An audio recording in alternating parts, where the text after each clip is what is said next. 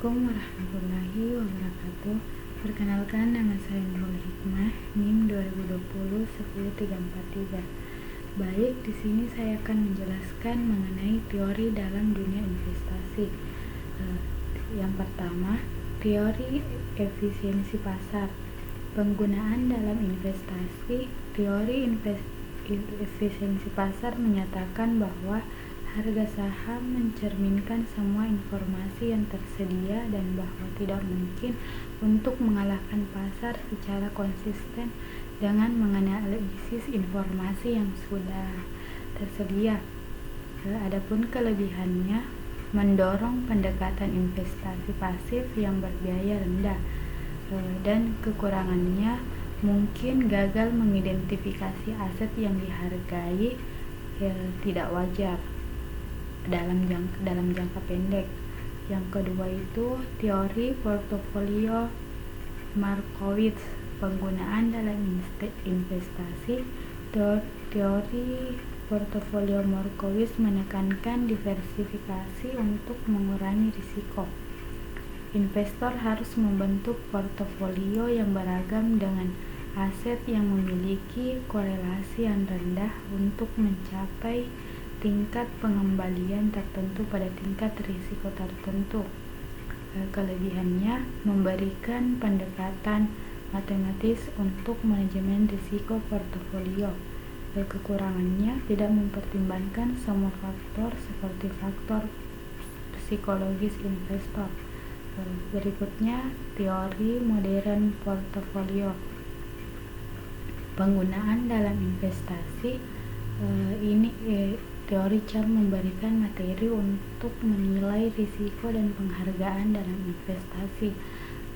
Adapun kelebihannya, memberikan pendekatan berdasarkan risiko yang lebih ilmiah dan kuantitatif. Kekurangannya yaitu mengendalikan beberapa asumsi yang mungkin tidak perlu terpenuhi dalam dunia nyata. Berikutnya, teori arbitrage fishing atau biasa disebut APT.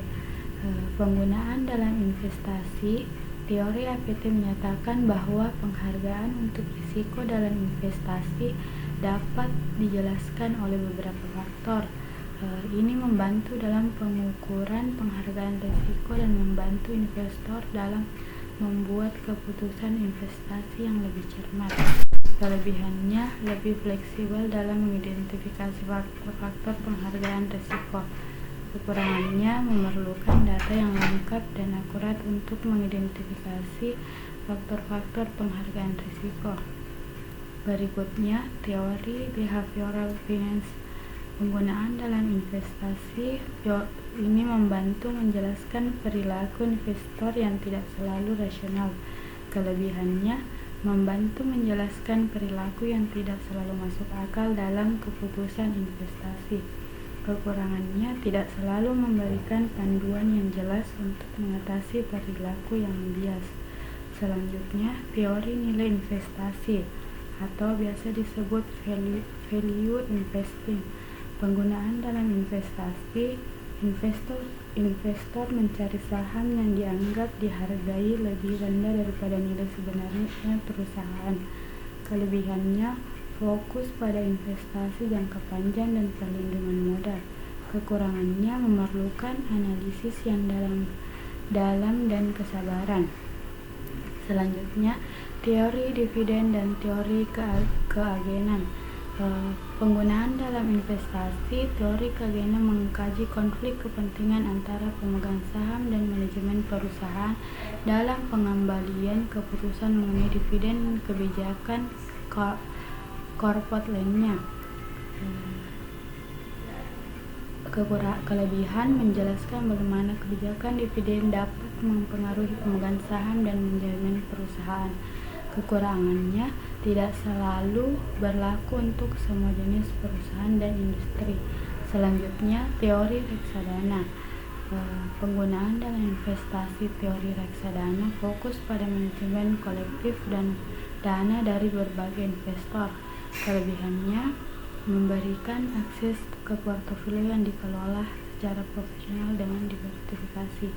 Adapun kekurangannya, biaya manajemen dana dapat mengurangi imbal hasil dan hasilnya tidak selalu dijamin.